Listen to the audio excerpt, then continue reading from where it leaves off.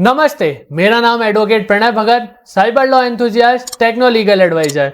आज हम पढ़ेंगे आईटी एक्ट 2000 के एडजुडिकेशन के बारे में। इस टॉपिक से कई सारे स्टेट जुडिशरी में भी क्वेश्चन बनते हैं और काफी सारे कॉम्पिटिटिव एग्जाम में भी इससे रिलेटेड क्वेश्चन आते हैं। और यदि आप एलएलबी भी कर रहे हैं तो उसमें एक सब्जेक्ट होता है इंफॉर्मेशन टेक्नोलॉजी एक्ट 2000। उसमें भी हमारा ये सब यूनिट होती है साइबर क्राइम, पेनल्टीज और एडजुडिकेशन। तो एग्जाम में क्वेश्चन आते ही हैं, तो हम इस टॉपिक को बहुत इंपॉर्टेंट मान सकते हैं। तो इसे हमें ध्यान से पढ़ना होगा।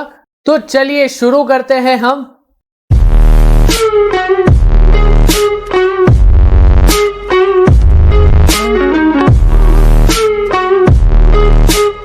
Cyber crimes, penalties and adjudication क्या होता है, इन तीनों को हम एक एक करके डिटेल में समझेंगे। तो चलिए शुरू करते हैं एडजुडिकेशन के बारे में। वो भी chapter 9 of the IT act 2000 में लिखा हुआ है। सेक्शन 46 क्या कहता है? Power to adjudicate. इसमें फर्स्ट क्लॉज क्या कहता है? For the purpose of adjourning under this chapter whether any person has committed a contravention of any of the provision of this act or rules, regulation, direction or order made thereunder which renders him liable to pay penalties or compensation. The central government shall, subject to the provision of subsection 3, appoint any officer not below the rank of director to the government or an equivalent officer of the state government to be an adjudicating officer for holding an inquiry in the manner prescribed by the central government. अब क्या हो गया है, हमारे courts में बहुत सारे cases pending है। तो उसके लिए आईटी एक्ट में क्या कहा गया है कि हम भी एक एडजुडिकेटिंग ऑफिसर अपॉइंट करेंगे, जो कि जिन भी पर्सन्स को दिक्कत होगी, आईटी एक्ट में जो भी क्राइम्स डिस्क्राइब किए गए हैं उनसे रिलेटेड कुछ भी दिक्कत होगी, वो सबसे पहले हमारे एडजुडिकेटिंग ऑफिसर्स के पास जाएंगे। अगर वहां केस सॉल्व नहीं होता है तो फिर वो कॉम्पिटेंट कोर्ट में जाके अप्लाई कर सकते हैं। लेकिन एडजुडिकेटिंग कोर्ट्स की भी एक लिमिट्स है, जुरिस्डिक्शन डिसाइडेड है, उसको भी हम पढ़ेंगे। सबसे पहले हम देखते हैं कि क्लॉज 1 में क्या कहा गया है। तो एडजुडिकेटिंग ऑफिसर कैसे अपॉइंट होगा? सेंट्रल गवर्नमेंट उसे अपॉइंट करेगी, जिसका प्रोविजन हमें सब सेक्शन 3 में दिए गए हैं। ऐसा ऑफिसर अपॉइंट करेगी जो कि director of the government of India की रैंक से बिलो नहीं होना चाहिए या स्टेट गवर्नमेंट के ऑफिसर के इक्विवेलेंट होना चाहिए, ये दिया गया है। वो क्या करेगा? इंक्वायरी करेगा, जो भी मैनर प्रिस्क्राइब किया गया है सेंट्रल गवर्नमेंट द्वारा। ठीक है।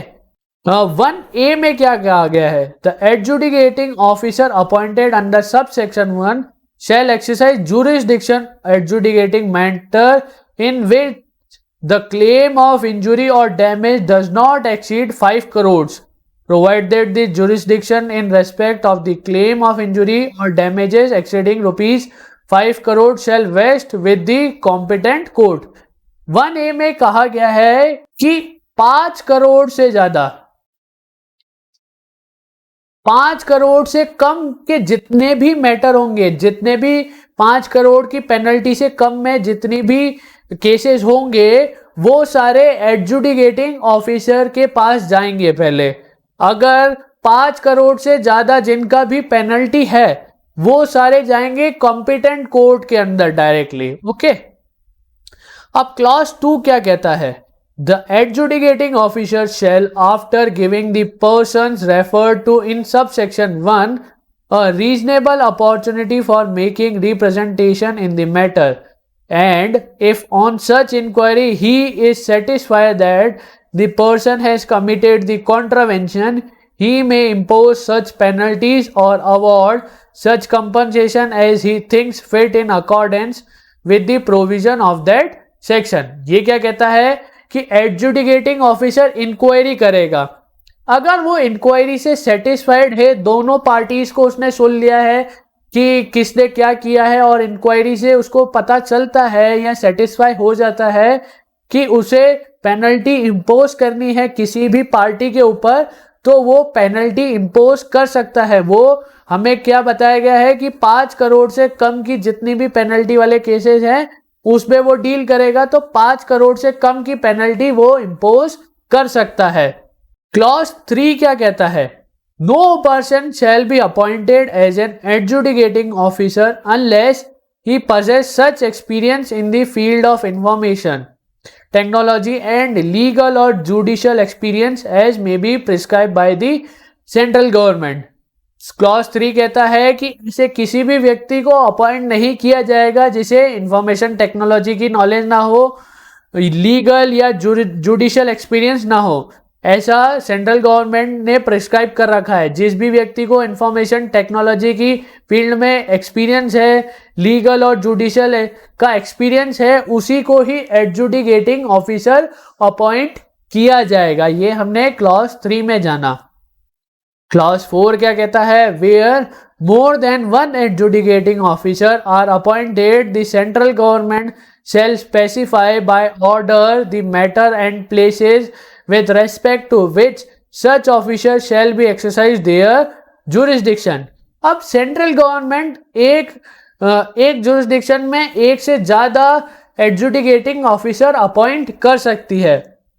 अब सपोज 3 एडजुडिकेटिंग ऑफिसर को अपॉइंट कर दिया है सेंट्रल गवर्नमेंट ने, तो सेंट्रल गवर्नमेंट ही बताएगी कि आप इस मैटर में डील करो, आप इस मैटर में डील करो और आप इस मैटर में डील करो। तीनों को एक ही मैटर में डील करने के लिए नहीं बिठाया जाएगा, क्योंकि ज़्यादा केसेस आए हैं तभी सेंट्रल गवर्नमेंट ने अलग अलग एडजुडिकेटिंग ऑफिसर अपॉइंट किए हैं, तो सबको अलग अलग तरीके के केसेस दिए जाएंगे। 5th क्लॉज क्या कहता है? Every adjudicating officer shall have the power of civil court which are conferred on the appellate tribunal under subsection 2 of the section 58। क्या कहा गया है कि प्रत्येक एडजुडिकेटिंग ऑफिसर को सिविल कोर्ट्स की पावर होंगी, और जो भी अपीलेट ट्रिब्यूनल्स जो पावर्स बताई गई है सेक्शन 58 के सब सेक्शन 2 में, वो सारी पावर्स हैं। हम देखते हैं कि सेक्शन 58 के क्लॉज 2 में क्या क्या पावर्स बताई है। Summoning and enforcing the attendance of any person and examining him oath, वो किसी भी व्यक्ति को समन करके बुला सकता है। B, requiring the discovery and production of the document or other electronic record, वो किसी भी डॉक्यूमेंट को रिक्वायर करने के लिए मंगा सकता है। Receive evidence on affidavit, evidence पर एफिडेविट मांग कर सकता है। Issuing commission for the examination of witness और document, कमीशन को इशू कर विटनेस को एग्जामिन करने के लिए कमीशन बिठा सकता है। रिव्यूइंग द डिसीजन को रिव्यू कर सकता है। Dismissing an application for default और डिसाइडिंग इट्स एक्स पार्टे और any other matter which have been prescribed, और दूसरे मैटर जो भी प्रिस्क्राइब्ड है वो भी कर सकता है, जो कि सिविल कोर्ट्स कर सकती है। जो भी सिविल कोर्ट्स कर सकती है वो सारी चीजें एपीलेट हमारे एडजुडिकेटिंग ऑफिसर कर सकते हैं। नेक्स्ट ए में क्या कहा गया है? All proceedings before it shall be deemed to be judicial proceedings within the meaning of section 193 and 228 of IPC. जो भी प्रोसीडिंग्स होगी उसे जुडिशियल प्रोसीडिंग्स माना जाएगा। जैसे 193 में हमारे क्या कहा गया है? सेक्शन 193 क्या कहता है हमारा? Punishment of false evidence. अब आईटी एक्ट में फॉल्स एविडेंस की चीज तो बताई नहीं गई है, तो जैसा भी सेक्शन 193 ऑफ आईपीसी में बताया गया है फॉल्स एविडेंस के लिए, उस तरीके से डील किया जाएगा। सेक्शन 228 क्या कहता है? Intentional insult and interruption to public servant sitting in the judicial proceedings. जो भी सर्वेंट है, पब्लिक सर्वेंट जो भी जुडिशियल प्रोसीडिंग्स में बैठा हुआ है, उसकी इंसल्ट करना, वो भी हमारे आईटी एक्ट में नहीं है। तो वो सेक्शन जिस भी तरीके से डील करता है हमारा सेक्शन 228 ऑफ आईपीसी, उसी तरीके से इसमें भी डील किया जाएगा। अब बी क्लॉज क्या कहता है? shall be deemed to be civil code for the purpose of section 345 and 346 of the Code of Criminal Procedure। Civil code की तरह वो डील करेगा जो भी पर्पस सेक्शन 345 और 346 में प्रोवाइड किए गए हैं सीआरपीसी के। अब सीआरपीसी के 345 और 346 में क्या है? Section 345 provide which when any such offence is described in section 175। जो भी सारे सेक्शन 175, 178 और 179, सेक्शन 180 और सेक्शन 228 के अंदर चीजें डिस्क्राइब की गई है वो सारी 345 में कवर होती है। 345 कंटेम्प्ट ऑफ कोर्ट के लिए बात करता है। 346 क्या कहता है? Procedure where court considered that case should not be dealt with under section 345। 346 क्या कहता है? जो भी चीजें 345 के अंडर डील नहीं की जाएंगी उसका प्रोसीजर हमने 346 में डिस्क्राइब किया है। अब क्लॉज सी क्या कहता है? shall be deemed to be civil code for the purpose of order 21 of the civil procedure code 1908। क्या कहता है कि सिविल कोड की तरह डील करेगा जो भी पर्पस हमने ऑर्डर 21 में प्रोवाइड किए गए। अब 21 क्या कहता है?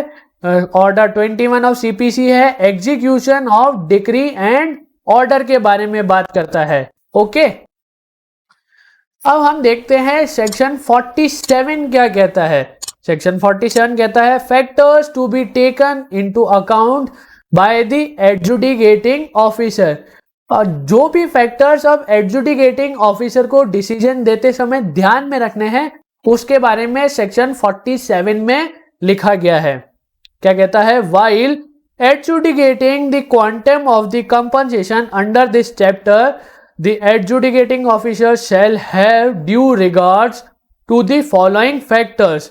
अगर कॉम्पनसेशन दिलवाना है तो जो भी चीजें क्वांटिटी जैसे भी डिसाइड करनी है कॉम्पनसेशन की, उनके लिए 3 पॉइंट दिए गए हैं कि वो इन 3 पॉइंट्स को ध्यान में रख के कॉम्पनसेशन डिसाइड करेगा। क्या क्या है? ए में क्या लिखा है?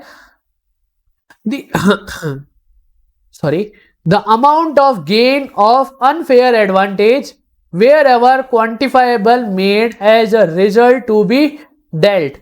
जितना भी अनफेयर एडवांटेज से जितना भी अमाउंट गेन हुआ है उतना आप कंपनसेशन दिलवा सकते हो। बी में क्या है?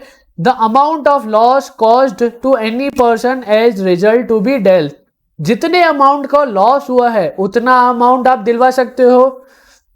सी the repetitive nature of default. और आपको यह भी देखना है कि जो ऑफेंडर है उसका रिपीटेटिव नेचर तो नहीं है, तो उस हिसाब से आप उस पर पेनल्टी लगा सकते हैं। तो ये सारी चीजें हमें सेक्शन 47 में दी गई है। तो आज हमने कवर किया एडजुडिकेशन। यदि आपको ये वीडियो अच्छी लगी हो तो इस वीडियो को लाइक करें, हम शेयर करें और हमारे चैनल को सब्सक्राइब करें।